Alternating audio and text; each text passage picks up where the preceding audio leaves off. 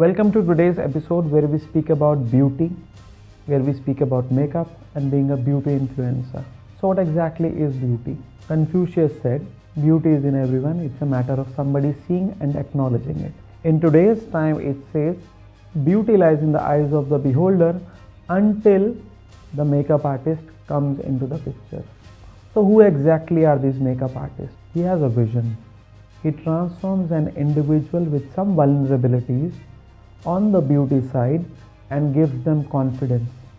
He transforms them into a confident being looking into the world so that the world looks at them with a different lens altogether. In today's episode, we speak to one such female champion, a beauty blogger, and we don't just look at her social media presence to judge her personality. We speak about wellness beauty and we speak about relationships. Why is it that people feel lonely unless they are achievers in life? Do you think women today need money to earn respect from their families? We answer all this and more in today's episode. How do you define makeup? Do you have men who approach you for makeup as well? To be honest, I've seen men buying makeup more at Sephora than women. If you had to break a myth about being a beauty influencer, what would that be? Is it important for women to earn money, to earn respect in the family? I was completely dependent on my husband. I had to ask him, I want to buy this. Can we buy this? Is there something called unconditional love? No.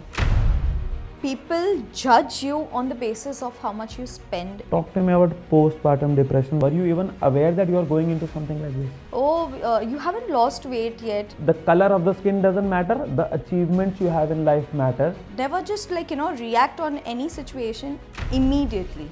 Take a pause, let the time come, you'll see the results.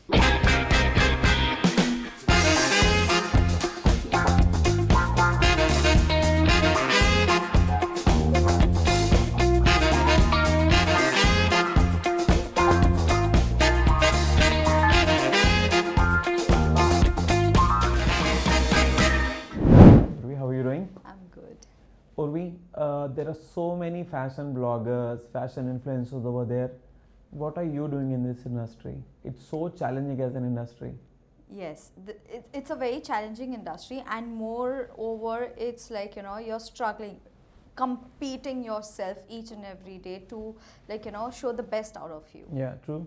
Every morning when you wake up, you need to inspire yourself more than anyone, because when you compete with your own self, you can achieve the best. How did your journey start into fashion or makeup? So I have done my master's in fashion from Mumbai, and after getting married, I moved to Dubai, and I felt that because of lack of experience, people were not accepting me. So I thought of moving to another industry which would be more accepting, and it was a challenge and creative industry in itself.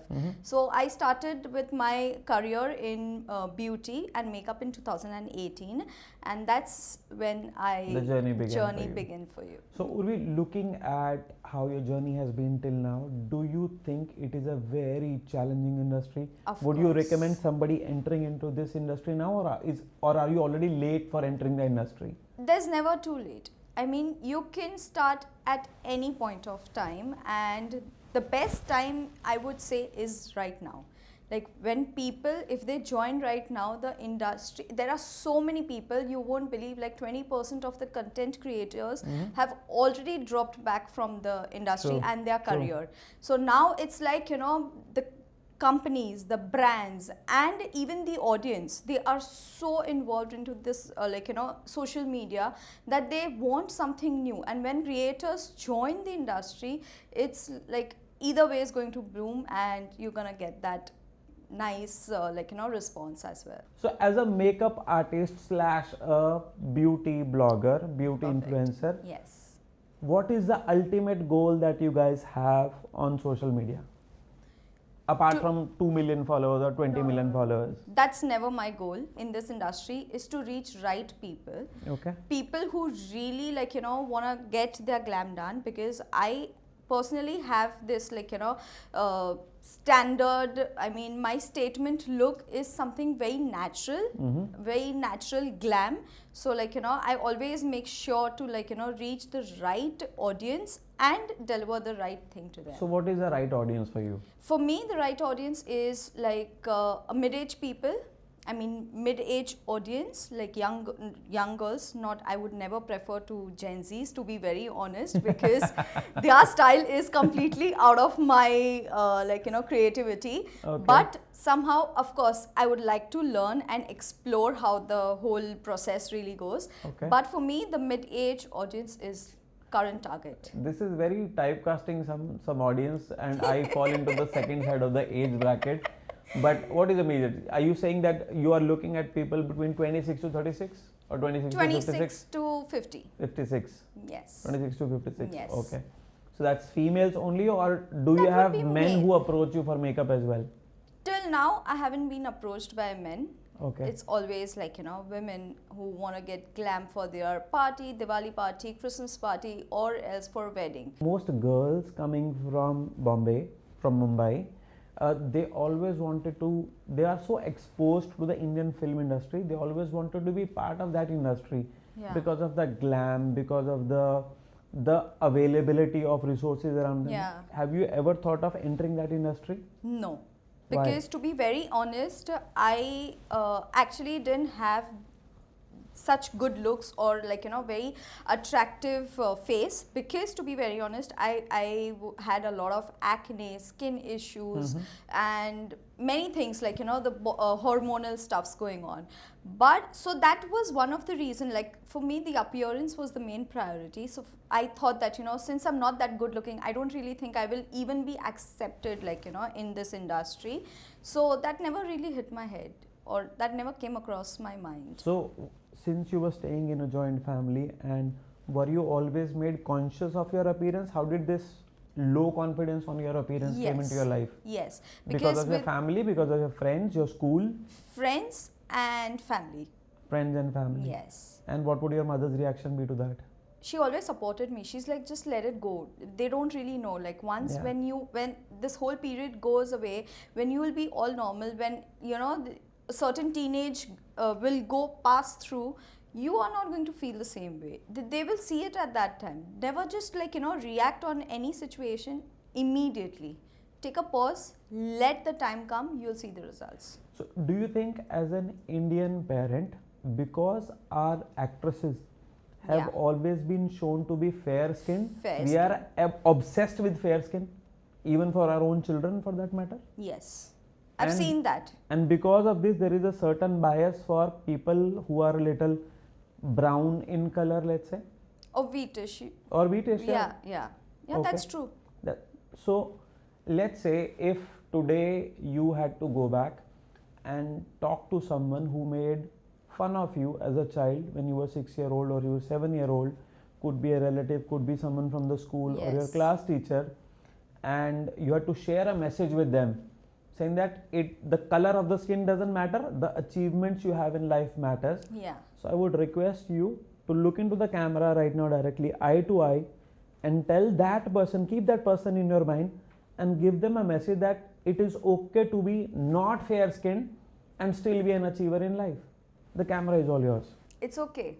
Just be yourself, because you don't know what you're capable of, and you know that one day you're going to make it the right way. Is there something called unconditional love? I would say no. Why? Because there's a lot of expectations with it. Okay. With unconditional love. And I feel personally that, when you love someone completely without expecting, that's not true. It means like, you're living in a delusion. Yeah. True. That's not what real life is about and what reality is. So it's always like when you love someone unconditionally, no matter what, even after 5 to 6 years or after a certain point of time, you will start expecting from that person that, मैं तुझे इतना प्यार कर रही हूँ, I'm loving you so much. Why? What is left? Why can't you love me the same way? Okay. Yeah. No, don't you think parents' love to their children is unconditional? Irrespective of whether the child is good looking or bald or 40 years old or 10 years old, they will still love them. they will still love them, but there's an expectation that hum Yeah. booढ़े होंगे, you have to take care You have to of take us. care of me. So there's an expectation tied to it. There's an And expectation. same for your kids? It is good. See, right now, seeing everything, I will say, like, मुझे नहीं चाहिए कुछ भी. I'm gonna, like, once after they turn 18, I want them to step out and be independent and live their life and whatever. They get married and all the story. But at a certain point of time, I will, like, you know, when I reach that age, I'll have an expectation that, you know, you have to take care of me. Like, when you were a child, I've taken care of you since birth. I've given you that nurture, that love. Yeah.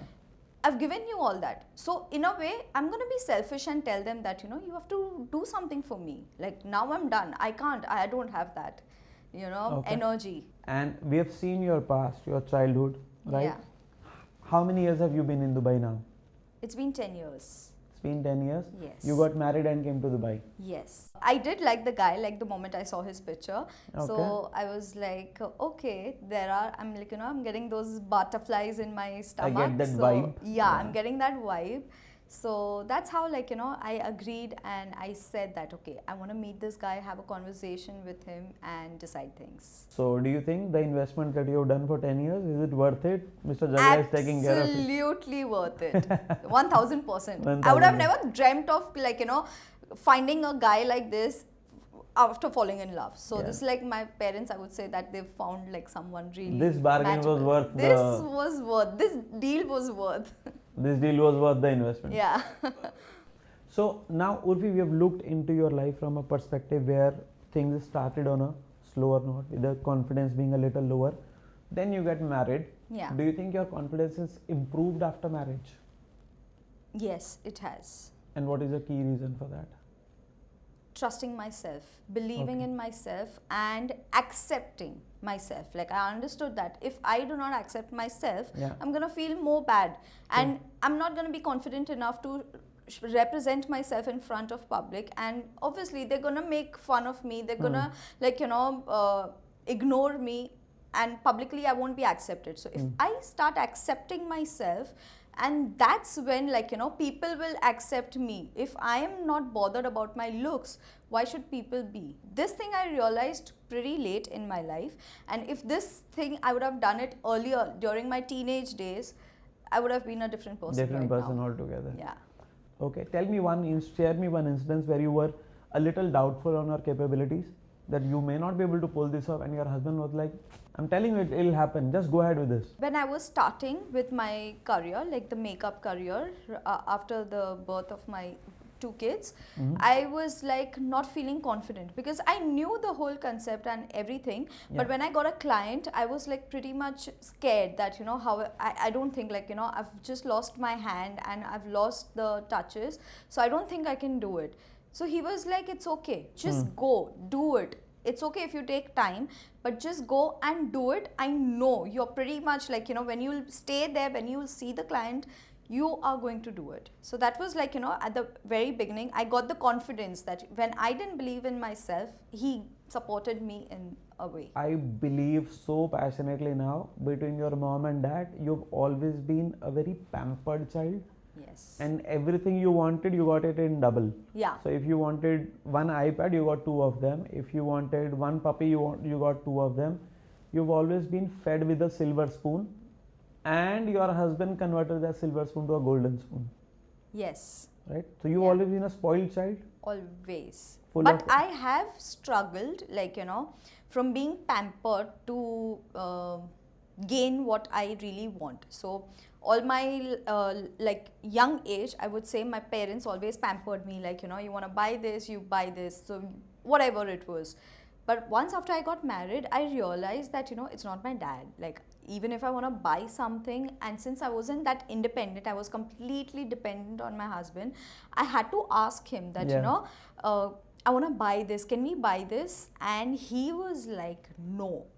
And you know, getting that negative response was like a shock for me, because I was not ready for I wasn't ready for it. And then, like, when I started getting a lot of no, I was like, no, this is not happening. Like, I was zid pakad ke baithe ki nahi, no matter what, I'm gonna, like, you know, I need do my something. Own money now. I need my own money. I need to spend, because I've never even looked at a price tag while shopping. I've just added things to the cart and gone for shopping. And then like now when I shop, I see that, is this really worth, should I really, I get these questions. I ask myself questions that, do I really need to buy this? Do I really need to invest in this right now? Is it important for women to earn money to earn respect in the family? See, what I feel is there's a very bad thought or image of a married woman, that if you're going out, you need to earn. And when you're earning, you also need to look after the house or your kids or your family. But if a certain person, she someday is super tired from work and she just refuses or denies that, I don't want to do, I just want to lay back, I just want to relax, I don't want to do any of the house chores because I've already done a lot of things outside. She's not respected. She's been degraded. She's been told that you're not She's been bad mouth. doing, you're a bad mom, or else you're not fulfilling the needs. For instance, let's say you are a beauty influencer, right? Your life is always in front of the camera, in front of the people.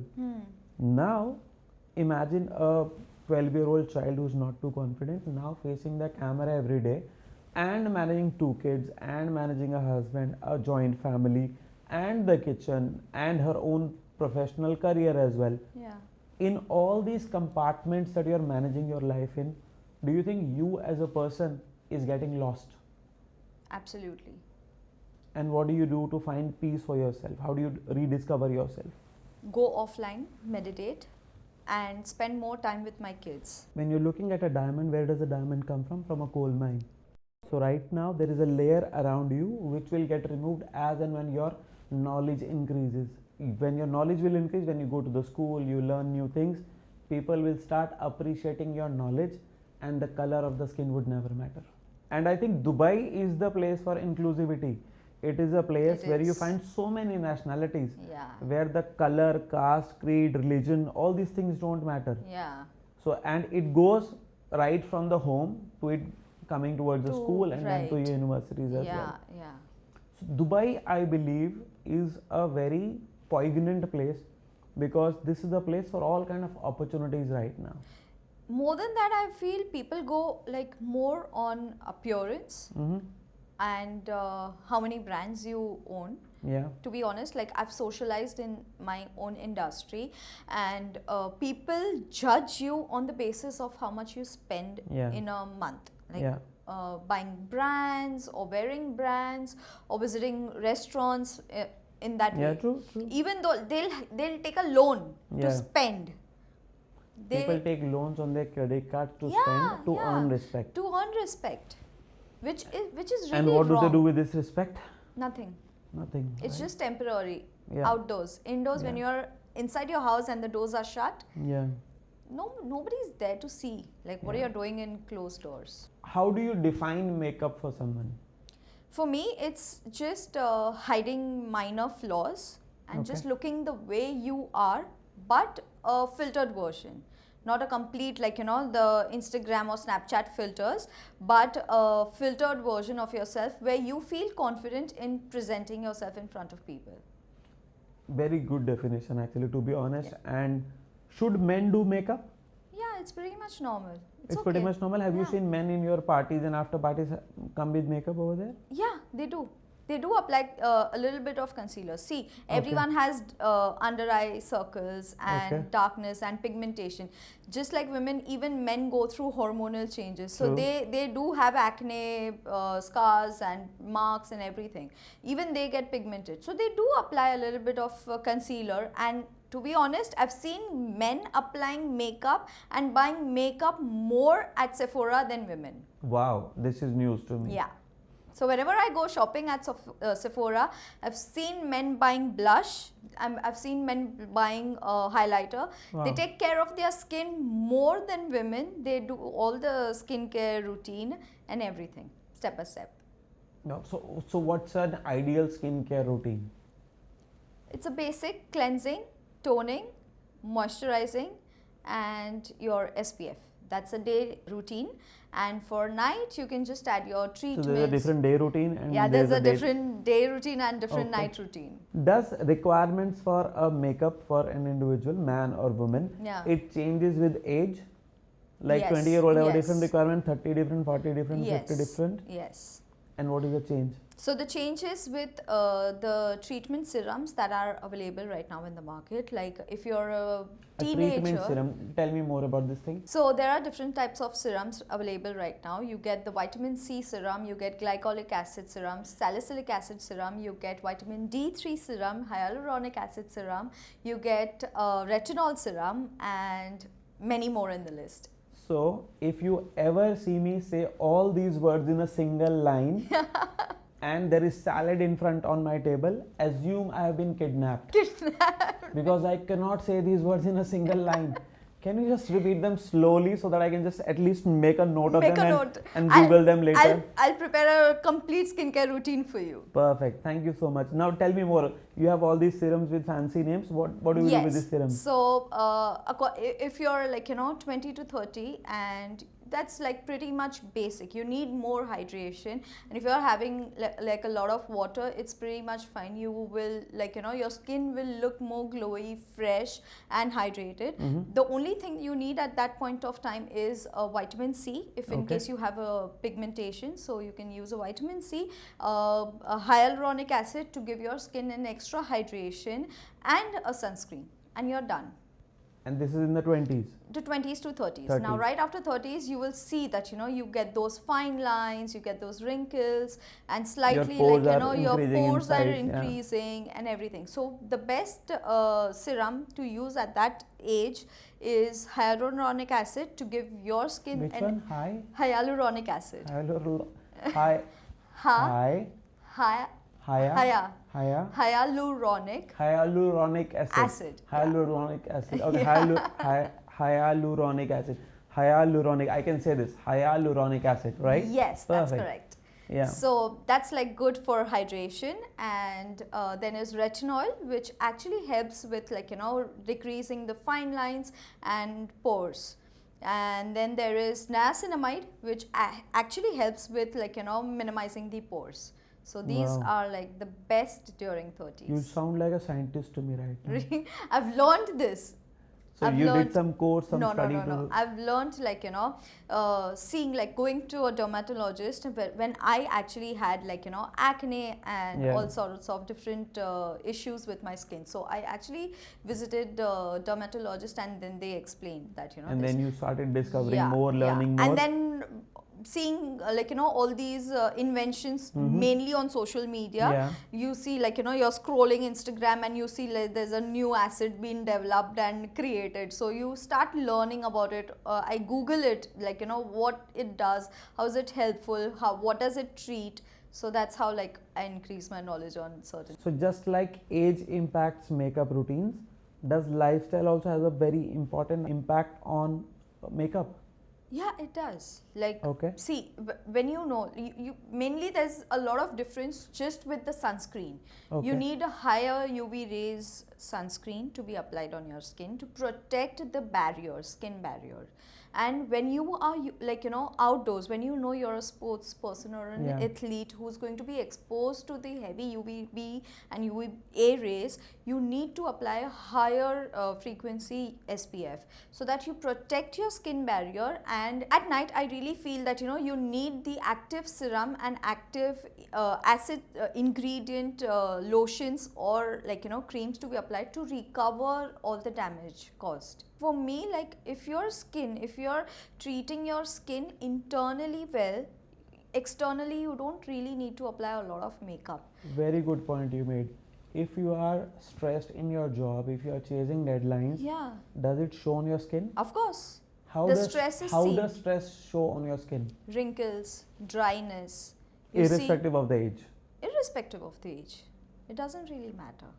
Okay.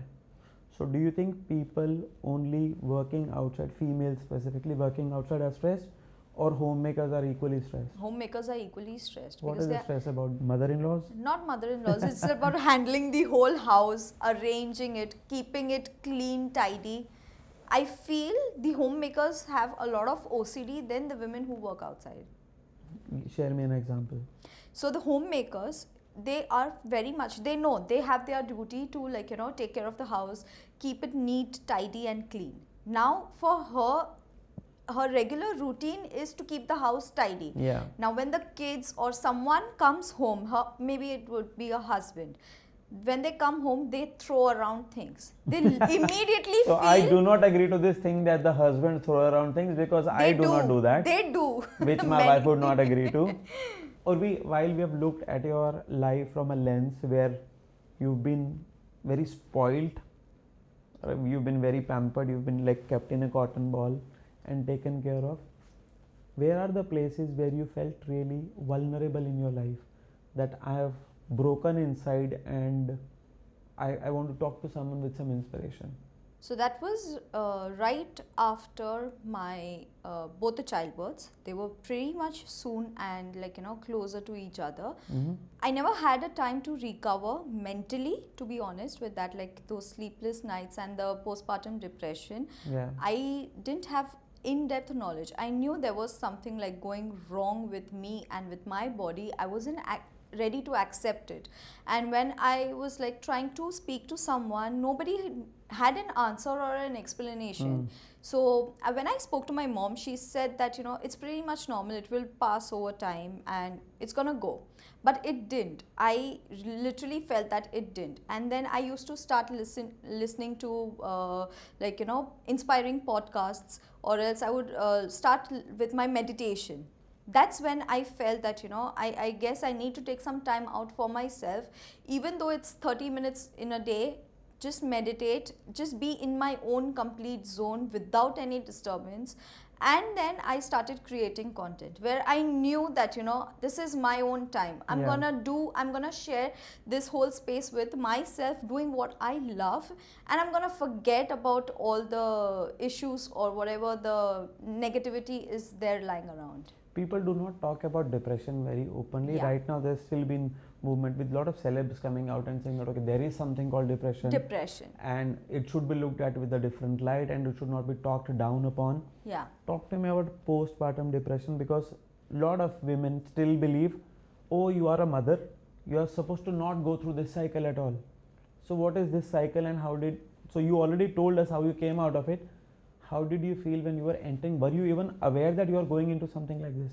I wasn't aware, to be very honest. I had no idea that, you know, it is called postpartum depression, because I was like, you know, it's because I'm not having a good sleep. I'm not able to, like, you know, nurture myself or feed myself a healthy lifestyle, or, you know, I was getting the FOMO of not going out, not, like, you know, socializing with people, not being able to wear or fit in the clothes that I always wanted to, or what I, like, you know, used to wear.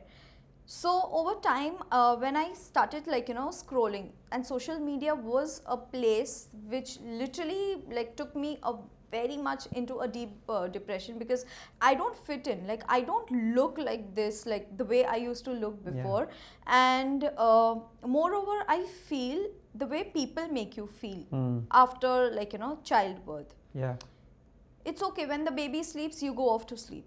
It is not true. Like, you have other, like, you know, stuffs to do after the baby sleeps. And then when you have back-to-back kids, you have to take care of a young toddler as well as the other the elder baby. One as well. Yeah. So I feel nobody is there to actually help you with the whole process, because they themselves do not realize that they've been through this. You're into this. So when you were going through this postpartum depression, did it also bring back the same memories as a child, when you were ignored by your own family members or your classmates, or you were made fun of at that time, and the same things came back and you're like, oh shit, this is back again? Yes, it did. Like, when people, like, you know, started saying that, oh, you haven't lost weight yet. We lost, like, you know, immediately 3 months after our baby was born. We started with the workout and gym and everything. So that, in a way, did bring the old memories. So this is something which I've realized, that in a global place like ours, when you tell a problem to someone, instead of telling you a solution, or acknowledging that yes, there is a problem, you will find a way out of this. People start telling you their own problems, which are, and they try to show those problems are bigger than your problems. So which meant postpartum depression is never a problem, because the time we are talking about right now, I think it is closer to the COVID times as well, right? Yeah. So you are in a depressing mood or in a zone where you feel challenged and you don't feel acknowledged by the people who are supposed to love you. Yeah. And then you are in a COVID situation where you are stuck with them in the same house and you can't step out. You can't step out. So how did you take care of this apart from meditation during the COVID times? So all I did was I spent the most connecting time with my daughter. So I know she was a very small baby. Only thing I could do is talk to her about my feelings. The reason why I have more connection with her is because I've always shared my emotions, my feelings and my day with her, like how my day really goes, and I've connected with her in a very deep level, so that whenever I'm low or I'm happy or however I feel, I just make sure that I have a conversation with her as a best friend. So after this incident and your journey, your whole journey after giving two kids in the middle of, in let's say COVID, two kids 2020 and 2021. 2021, in a span of just 2 years you had 2 kids to take care of. Yeah. And now when you go and meet someone like with baby pink cheeks, as you mentioned, right? What do you tell to their moms? To be honest, I've told her as well that just don't worry. Whenever you feel that you need your time, give me the baby. I'll take care of her, and you just take your own time. Just relax, even though you're not doing anything. Just take your time to recover, and just make sure that you're mentally very much stable and calm when you are with the baby. If the baby is fussy, if the baby is not doing things, or it's irritating you or crying or for a couple of hours, give me the baby, I'll handle it. You just take your time. To not pressurize yourself that I'm the mom, so I'm supposed to take most care of my baby. And this is something that I didn't get most during my time. So I feel that whatever I've suffered and been through, I make sure that I try my best to not pass it on. The other person should not go through the same pain for you. Yes. Okay. Do you think mothers specifically, have a issue giving their child to someone to take care of? They are always so attached that they don't want somebody else to take care of. They're so possessive about their own kids. Yeah, I was with my first child, but once after the second baby was born, it was getting really tough. So I was like, I need to loosen up a bit and make sure that because what it really happens, then the child finds their own comfort as well. Then they do not feel comfortable with someone else. Like even in your absence, the child will not go or get along with someone and be free with them. So it's better to maintain a distance, give them their own space, with other members as well. And do you think there was something which your husband could have done differently at that time when you were going through this phase? To understand why am I getting angry unnecessarily? Why are you agitated for no reason? He could be going through his own struggle at that time, and then you're going through your own mood swings, your own challenges at that time. Do you think your husband could have done something different for you at that time? I don't think he's equally shared sleepless night. We actually had our turns to feed the baby when the baby is awake. But I really feel that when I used to get angry unnecessarily, when I used to frustrate or even cry at certain point without any reason, I think he should have understood and reacted in a better way, rather than being it's okay, you can't just get these mood swings back and forth every day. I'm guilty of the same, to be honest, and this is something which my wife never spoke to me about. So I never knew till yesterday, let's say, that what are the mood swings she's having and what is the reason. Because the traditional thought of being a man is you go out, you earn food, you come back, and then your mother is the only one talking to your wife, who tells her, okay, everything is okay, we have done this, you can do the same. It is a phase, it will pass by. It will pass by. But that's not the reality anymore. I feel there should be a wider knowledge shared on a Yeah. platform where, like, women who are even hesitant to speak about these difficulties, Yeah. they should get a knowledge. Because see, to be honest and very much fair, my mom never got that kind of a knowledge, True. in-depth knowledge about these situations. Which is why she even said that, it's okay, it's just a phase of 2 to 3 months, it will just go by, you will be normal. But Yeah. no, that is not normal. Those 3 months were like a nightmare, Man. which I never, and those 3 months came back again in a very short period of time. So it was like a crazy ride for me. I never experienced anything like, deep dark like that. What are the top trends you think of 2025 which are coming in the makeup industry? More of skincare gadgets, more of DIY skincare Routines? and more of Korean skincare being promoted than Is it any because other. of the K dramas? The K dramas, and more importantly because their skin is naturally so good, healthy and flawless. When you're looking at so many routines going around, so much kind of, there is an awareness which has started now recently Yeah. in terms of cruelty free testing, Yeah. in terms of sustainable packaging, in terms of trying wearable gadgets as well, beauty gadgets to be honest, like Yeah. earrings which can tell you about the quality of the skin, how much water you need to consume, Yeah. what are the kind of serums, there are tests for that as well. Do you think this is overburdening the real power of being a makeup artist by all these gadgets being available? At a point I feel that people don't need a real human. They can work a lot of things by themselves with the help of these gadgets. So in a way it's good, and it has like its own cons as well. Like pros and cons, they just work simultaneously. And the way you keep up with the main thing is, when you keep up with the trend, people Yeah. don't really need the gadgets. They can Yeah. trust you in real life, and they can just believe that whatever you're doing is right. If you had to break a myth about being a beauty influencer, what would that be? So in this industry, as the amount of experience that I have, I feel the brands and a lot of people believe the higher the number you have, the higher the quality you get. The number of followers and yeah. the number of views. Yeah. Yeah. So don't believe in numbers. Don't believe in the kind of quality content, Yeah. the kind of content a creator is providing. Yeah. It could be Believe in in a the value, not the numbers. Yes. So when you are so confident inside, whom do you look forward to as an inspiration every day? I follow this person like on social media, Go ahead. Glamzilla. She's Okay. a really, really good beauty influencer from Canada. Okay.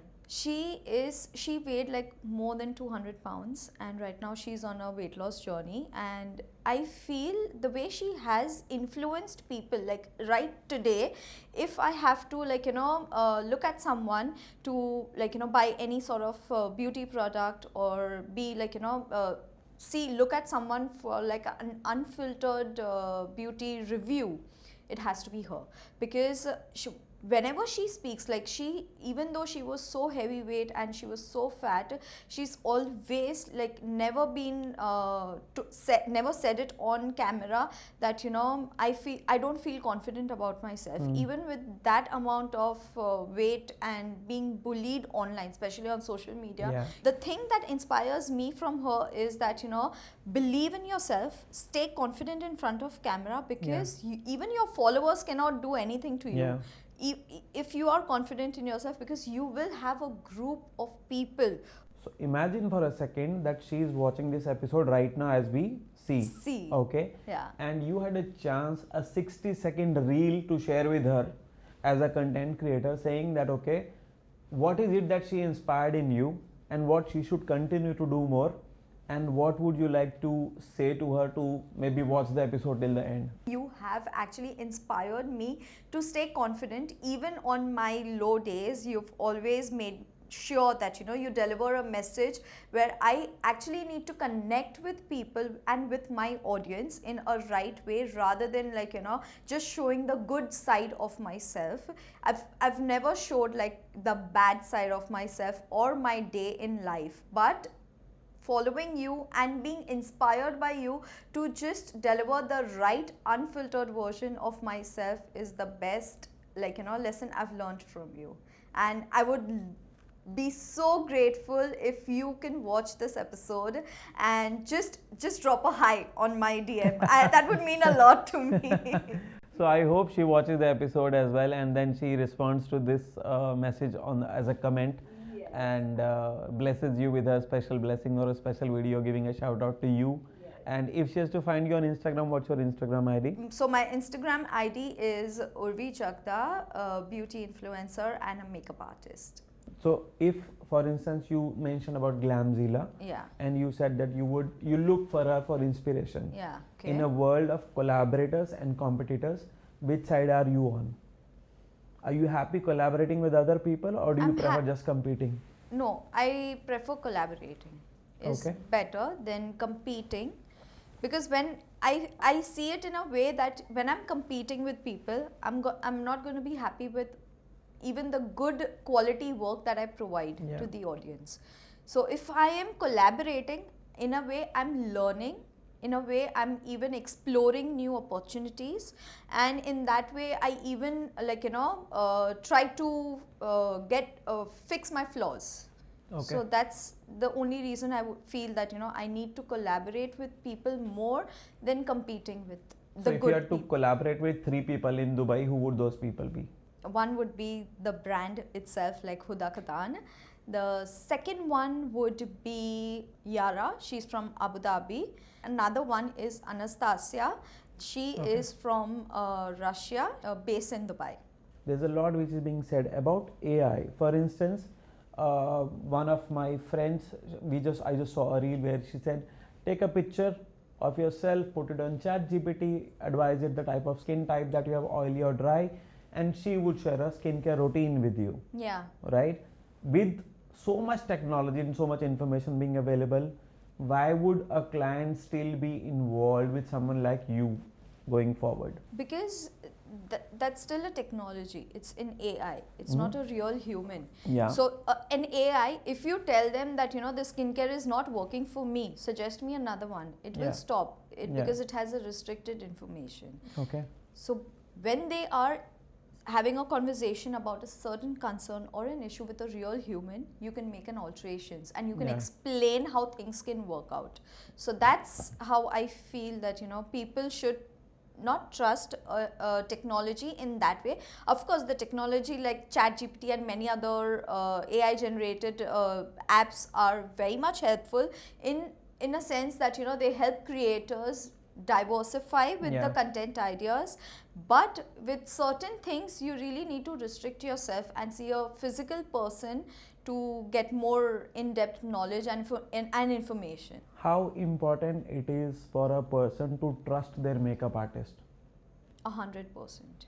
So if, let's say, I trust 90% and I believe you may do the work, you may not do the work, do you think that impacts your work in It terms does. of Yeah. how does it impact? So when you gain confidence on a person, like a person on whom I'm doing makeup, when they tell me that I trust you with whatever you do, Yeah. I have no doubts, but I just want these pinpoints. They'll say that these things I want to make sure are there while you're doing.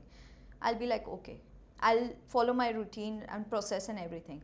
When they see the end result, they are more than happy and Yeah. satisfied. Yeah. Someone who just trusts you, I would say 50 to Slightly. 70%, they will not be happy even though you've given your 2000%. They will never be happy. They'll always say that you could have done it. You could have in done this part extra. Yes, this you thing, could this have done could have it. been changed. And then there are even people who say that you're charging so much, so apply that much amount of product, which is not Beautiful. necessary. Yeah. Which Yeah. is not necessary. Yeah. I Yeah, I can't understood your use the point. whole bottle on you Yeah. because you're paying for Because it. you're paying Yeah. for it. So what do you find more challenging as an entrepreneur? You're into your entrepreneurship journey as well. Yes. Is it difficult to find clients, or is it difficult to get payments on time from them? To get clients To at get this clients point, yeah. At this point, At okay. this point, I would say getting clients and working with good clients Okay. is the difficult part. How would you define a good client? Someone who's like, you know, giving, showing a good gesture when you're arriving, like not treating you as someone who's like, you know, appointed to do work for them, just treating in a good way, More human way. more Yeah. human way, being very kind. That's more important. That goes a longer way. Yeah. Okay. Because that builds a relationship and a long-term relationship. Because I feel when a client gives like, you know, even 30 to 40% extra from their side, Yeah. I'm ready to give them 200% extra in return. True. Yeah. True.